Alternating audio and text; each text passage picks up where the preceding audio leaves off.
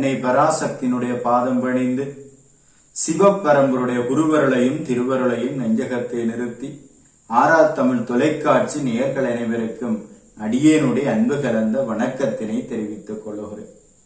இன்றைய இந்த நற்பொழுதிலே சிவபரம்பருடைய திருவருள் கருணையின் காரணமாக மகா சிவராத்திரி விரதமும் அதனுடைய சிறப்புகள் பற்றியும் இந்த வேளையிலே சிந்திக்கலாம் என நினைக்கிறேன்.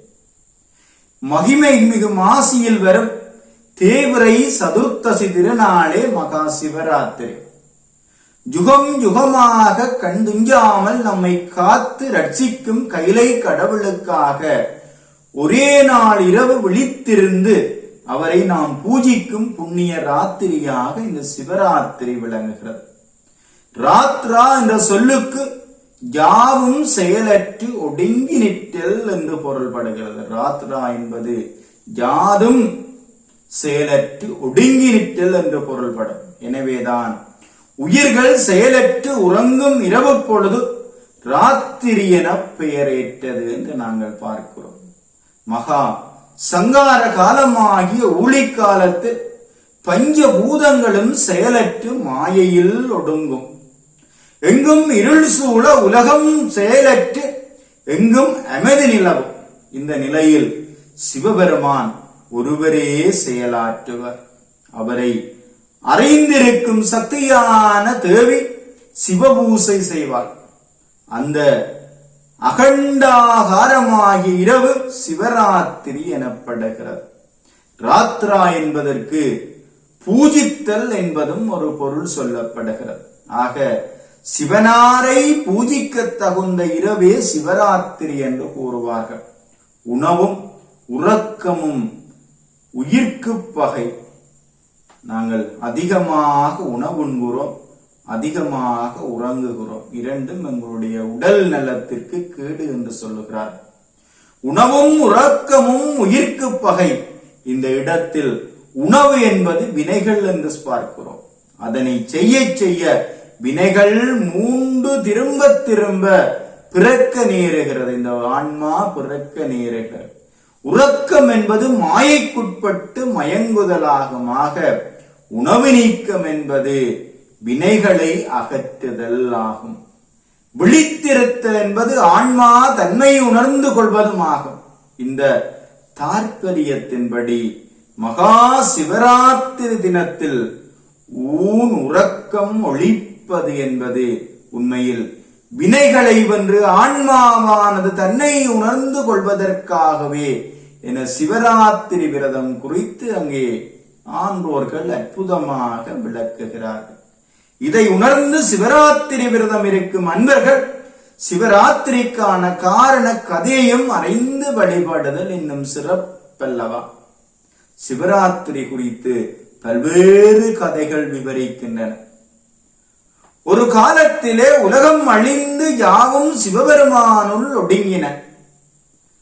அந்த காலம் சூழ்ந்த அந்த இருளில் பார்வதி தேவியார் சிவபெருமானை ஆகமங்களில் கூறியுள்ளபடி 4 காலம் வழிபட்டார். இப்படி சக்தி தேவி வழிபட்டதன் நினைவாக தொடர்ந்து சிவராத்திரி கொண்டாடப்படுகிறது என்று நாங்கள் பார்க்கிறோம். சிவனாரை வழிபட்ட பார்வதியால் இந்த நாளில் நான் எவ்வாறு தங்களை வழிபட்டேனோ அந்த முறைப்படி தங்களை வழிபடுபவர்களுக்கு இன்மையில் செல்வமும் மறுமையில் சொர்க்கமும் இறுதியில் மோட்சமும் தர வேண்டும் என்று பிரமனிடம் வேண்டிக் கொண்டாளாம். அப்படியே ஆகுக என சிவபெருமானும் அருள் பாலித்தாராம். அதன்படியே சிறப்புற அனுஷ்டிக்கப்படுகிறது. இந்த மகா சிவராத்திரி விரதம் அங்கே சிறப்பிக்கப்படுகிறது. மகா சிவராத்திரி விரதத்திற்கு காரணமாக புராணங்கள் சொல்லும் கதைகளில் முக்கியமானது இந்த அடிமுடி தேடிய கதை. ஒருமுறை பிரம்மனுக்கும் திருமாலுக்கும் இடையே தங்களில் பெரியவர் யார் என்னும் சர்ச்சை எழுந்தது. அவர்கள் இருவருக்குமான மோதலால் உலகமும் உயிர்களும் பாதிப்படையுமோ என அச்சம் கொண்ட தேவர்கள் ஸ்ரீ பரமேஸ்வரனை சரணடைந்தனர். அவர்களை ஆறுதல் படுத்தினான் ஈசன். திருமாலுக்கும் பிரம்மனுக்கும் நடுவிலே பெரும் நெருப்பு தூணாய் தோன்றினார். அந்த பிரம்மாண்டம் அவர்களை அயர வைத்தது. அந்த பிரம்மாண்டத்தின் திருவடியை அல்லது திருமுடியை முதலில் கண்டு வருபவரே பெரியவர் என்று அங்கே முடிவானது. உடனே பெருமாள் வராக உருவெடுத்து பூமியை அகழ்ந்து திருவடியை காணச் சென்றார். பிரம்மதேவனோ அன்னப்பறவையாக மாறி திருமுடியை காண உயரப் பறந்தார். ஆனால் இருவராலும் அந்த நெருப்பு அந்த ஜோதியினுடைய அடிமுடியை காண இயலாமல் போனது. பிரம்மன் தாளம்பூ கதை குறித்து இங்கே ஆன்மீக ஆண்டோர்களிடத்திலே அந்த கருத்திருக்கிறார். செய்வதறியாமல் இருவரும் துதித்து நிற்க அங்கே தேவர்கள் யாவரும் போற்றி வழிபட அந்த நெருப்பு ஜோதியினுடைய மையத்திலே மான் மழு அபய விரத முத்திரை தாங்கியவராக சிவபெருமான் திருக்காட்சி கொடுக்கிறார். அங்கிருந்து அனைவருக்கும் அனுக்கிரகம் தந்தார். இவ்வாறு தான் காட்சியளித்த தினம் அங்கே சிவராத்திரி என்று சொல்லப்படு அந்த ஜோதி வடிவிலே இருவரும் அங்கே அடியையும் முடியையும் தேடி காணாது களைப்பிட்ட பொழுது சிவபெருமான் லிங்கோத்பவ மூர்த்தமாக லிங்க வடிவிலே காட்சி கொடுத்தது அந்த சிவராத்திரி நாள் என்று நாங்கள் பார்க்கிறோம். இது சிவராத்திரி விரதத்தோடு தொடர்புடைய அடிமுடி தேடிய வரலாற்று கதையினூடாக நாங்கள் இதனை அறிந்து கொள்ளுகிறோம். இது அங்கே பிரம்ம விஷ்ணுக்களுக்கு இடையிலே அகந்தையை அடக்குவதற்காக சிவபெருமான் ஜோதி வடிவிலே காட்சி கொடுத்த அந்த சிவபெருமானுடைய அடியையும் முடியையும் தேடி காணாத பொழுது அங்கே சிவபெருமான் லிங்க வடிவிலே காட்சி கொடுத்தது இந்த மகா சிவராத்திரி விரதம் என்று பார்க்கிறோம். இந்த மகா சிவராத்திரி தினத்திலே உடலையும் உள்ளத்தையும் பரிசுத்தமாக்கி விரதம் இருந்து முழுக்க முழுக்க சிவனாரிடம் மனம் லயத்திருந்து இரவு கண் விழித்து 4 காலமும் சிவ வழிபாடு செய்ய வேண்டும். இதனால் துன்ப இருள் அகன்று சிவஜோதியின் அனுக்கிரகத்தால் நம் வாழ்வு செழிக்கிறது. மகா சிவராத்திரிக்கு முந்திய மாலை காலத்தில் ஸ்ரீ நடராஜமூர்த்தியையும் பிரதோஷ நாயகரையும் வழிபட செய்ய வேண்டும். தொடர்ந்து இரவின் முதல் காலத்தில் சோமஸ்கந்தரையும், 2ஆம் காலத்தில் தென்முக கடவுளையும், 3ஆம் காலத்தில் லிங்கோத்பவரையும், 4ஆம் காலத்தில் ரிஷபரூபராக சந்திரசேகர மூர்த்தியையும் நாங்கள் வழிபாடு செய்ய வேண்டும். இந்த திருநாளில், இந்த சிவராத்திரி திருநாளில் கண்விழித்திருக்கும் பக்தர்கள் சிவபுராணம், திருவிளையாடல் கதைகள், 63 வரலாறு முதலான சிவ மகத்துவங்களை விவரிக்கிற ஞான நூல்களை படிப்பது மிகவும் புண்ணியத்தை தரும் என்று சொல்லுகிறார். அத்துடன் சிவராத்திரி காலத்தில் சிவபெருமானின் 8 திருப்பெயர்களை ஓதாது ஜபிப்பது விசேஷம் என்று சொல்லப்படுகிறது. ஸ்ரீ பவாய நம, ஸ்ரீ சர்வாய நம, ஸ்ரீ ருத்ராய நம, ஸ்ரீ பசுபதேயே நம, ஸ்ரீ உக்ராய நம, ஸ்ரீ மகாதேவாய நம, ஓ ஸ்ரீ பீமாய நம, ஸ்ரீ ஈசானாய நம என்று நாங்கள் அந்த சிவபெருமானை தியானித்து இந்த 8 திருப்பெயர்களை சொல்லி மனதார சிவனாரை தியானித்து வழிபட சகல சௌவாக்கியங்களும் கிடைக்கும். இன்மையில் இன்பமும் மறுமையில் சிவபதமும் எங்களுக்கு கிடைக்கிறது. இந்த சிவராத்திரி நன்னாளிலே சிவபெருமானை நாங்கள் விதிப்படி வழிபாடு செய்வதனூடாக அனைத்து சிவாலயங்களிலும் சிவத்தலங்களிலும் சிவபெருமானை சிவராத்திரியில் வழிபாடு செய்தால் இன்மை மறுமை பயன்கள் எளிதில் பெறலாம் என்றாலும் சிவராத்திரி கதைகளோடு தொடர்புடையதாகவும் சிவராத்திரிக்கு உரியதாகவும் சில தலங்கள் சிறப்பாக பேசப்படுகிறது. அத்தகைய தலங்கள்ல இந்த திருவண்ணாமலை முக்கியமாக இருக்கிறது. பிரம்மனும் திருமாலும் அடிமுடி தேட அழல்மலையாய் நின்ற பெருமான் மானிடர் உய்யும் பொருட்டு கல்மலையாய் நின்ற இடமே திருவண்ணாமலையாகும் என்று சொல்லப்படும். அவர் அந்நாளில் ஜோதி வடிவாய் நின்றதை விளக்கவே இந்நாளில் மலை உச்சியில் கார்த்திகை தீபம் ஏற்றப்படுகிறது என்று அருணாச்சல புராணம் கூறுகிறது. இங்கே சிவராத்திரி பெரும் சிறப்புடன் கொண்டாடப்படுகிறது. இது மகா சிவராத்திரிக்குரிய தலமாயினும் தற்போதைய நாட்களில் கார்த்திகை தீபத்தினாலே மிக பெருமை அடைந்துள்ளது இந்த திருவண்ணாமலை. அதே போல இந்த திருக்கடையூர் இருக்கிறது, அங்கே திருக்கடையூர் அமிர்தகடேஸ்வர பெருமான், அங்கே அபிராமி எண்ணெய். இது மார்க்கண்டேயன் எமனை வெல்லும் பொருட்டு சிவபூசை செய்த இடம். 3ஆம் ஜாமத்தில் இங்குள்ள லிங்கத்திலிருந்து சிவபெருமான் வெளிப்பட்டு எமனை உதைத்து வீழ்த்திய இடம் இந்த திருக்கடையூர். சிவபெருமான் கால சம்ஹாரராக பெரிய திருச்சபையில் எழுந்தருளியுள்ளார். சிவராத்திரியில் இங்கு வந்து வழிபட நீண்ட ஆயுளுடன் ஆரோக்கியமாக வாழலாம் என்று நாங்கள் பார்க்கிறோம். அதே போல காஞ்சி என்று சொல்லப்படுகிற சிவத்தலம், சிவபெருமானின் கண்களை பார்வை தேவை விளையாட்டாக மூடியதால் உலகத்தில் இருள் சூழ பெருமான் தனது 3வது கண்ணை திறந்தார். அதன் வெப்பத்தால் உலக உயிர்கள் வருந்தின.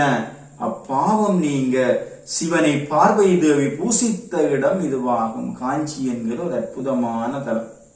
உலகம் இருண்ட அந்தகாரமான இரவில் உருத்திரர்கள் இங்கு பூசித்தார்கள். அந்த உருத்திரர்கள் பூசித்த ஆனந்த ருத்ரேசம், மகா ருத்ரேசம், உருத்திர கோடீசம் போன்ற ஆலயங்கள் இவ்வூரில் உள்ளன. காஞ்சி புராணத்தில் இவ்வூரின் ஒரு பகுதி உருத்திர சோலை என வழங்கப்பட்டதாகவும் கூறப்படுகிறது. இந்த காஞ்சியிலே சிவராத்திரி நன்னாளிலே நாங்கள் வழிபாடு செய்ய வேண்டும். அதே போல ஸ்ரீ சைலம் என்று சொல்லப்படுகிற தலம் ஒரு அற்புதமான தலம். சிவமகா புராணத்திலே சொல்லப்பட்டுள்ள மான் வேடன் குறித்த சிவராத்திரி கதை நடந்த இடம் இது ஸ்ரீ சைலம் என்கிற இடம். அந்த மான் வேடனுடைய அந்த குறித்த சிவராத்திரி கதை நிகழ்ந்த இடம் இது என்பார். ஆந்திர மாநிலத்தில் பெரிய அளவில் சிவராத்திரி வழிபாடு நடைபெறும் இடம் இந்த தலமாக சொல்லப்படுகிறது.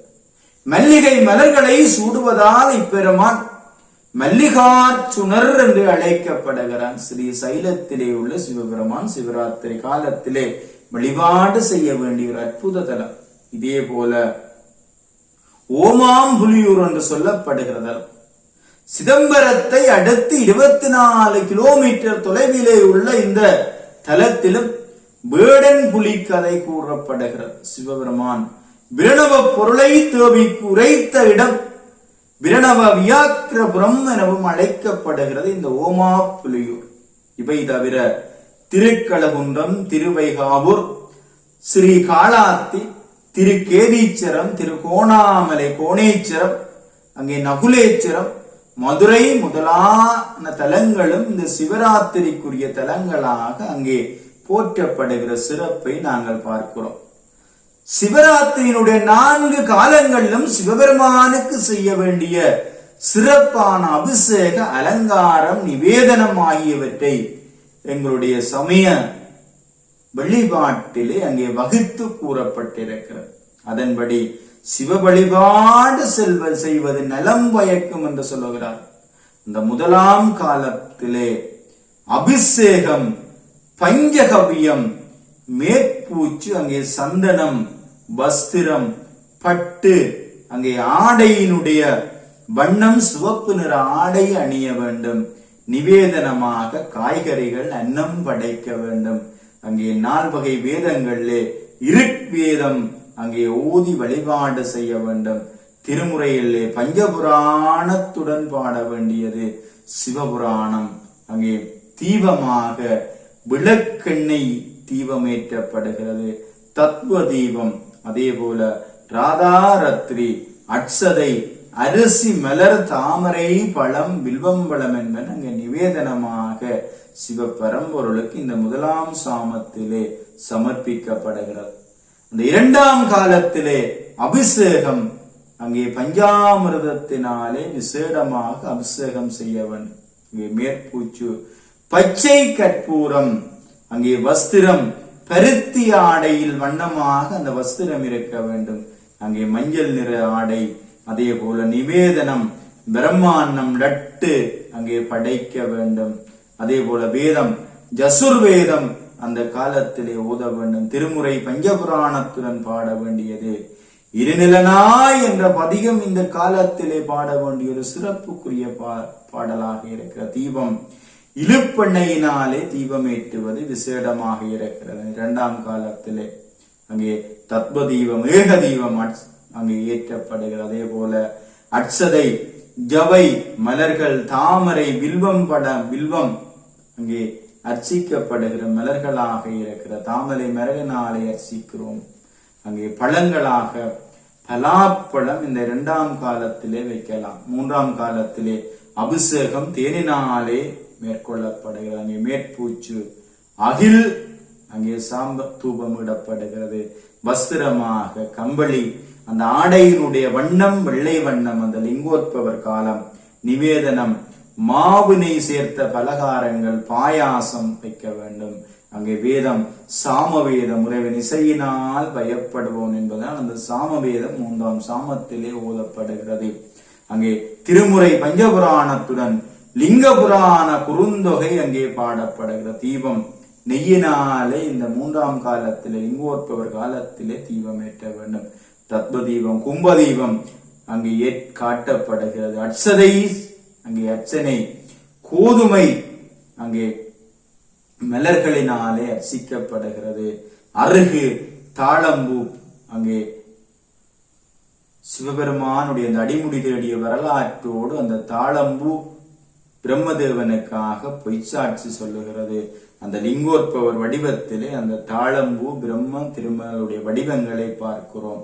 இந்த காலத்திலே பழங்களாக மாதுளை வைக்க வேண்டும் என்று சொல்லுகிறார்கள். 4ஆம் காலத்திலே அபிஷேகம் கருப்பஞ்சாற்றினாலே விசேடமாக செய்ய வேண்டும். அங்கே கஸ்தூரி அங்கே மேற்பூச்சாக இருக்கிறது. வஸ்திரம் அங்கே மலர் ஆடையினுடைய வண்ணம் பச்சை நிறமாக இருக்கிற நிவேதனம் கோதுமை சர்க்கரை நெய் கலந்த பலகாரங்கள் வேதமாக அதர்வண வேதம் இருக்கிற திருமுறை பஞ்சபாராய புராணத்துடன் போற்றி திருத்தாண்டகம் அங்கே பாடப்படுகிற தீபம் நல்லெண்ணெயினாலே தீபம் ஏற்றப்படுகிற தத்துவ தீபம் மகாமேர தீபம் அங்கே காட்டப்பட வேண்டும்.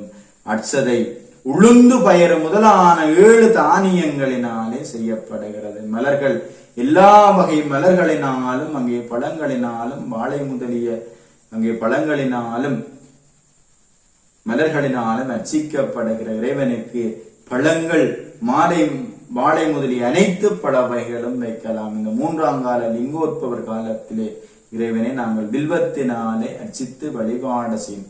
ஏக வில்வம் திரிஜன்ம பாவ சங்காரம் என்று சொல்லப்படுகிற எங்களுடைய சாஸ்திரங்கள் ஒரு வில்வம் இலையினாலே சிவபெருமானுக்கு அர்ச்சித்து வழிபாடு செய்தால் எங்களுடைய 3 ஜென்ம பாவங்கள் போக்கப்படும் என்று சொல்லப்பட லிங்கோற்பவர் காலம் இந்த சிவராத்திரி காலத்திலே முழுநாளும் கண்விழித்து அங்கே வழிபாடு செய்ய இயலாதவர்களுக்கு இந்த சிவராத்திரி காலத்தில் லிங்கோத்பவர் காலத்திலே கண்விழித்து வழிபாடு செய்தால் இறைவனுடைய சிறப்பை நாங்கள் அறிந்து கொள்ள முடிகிறது.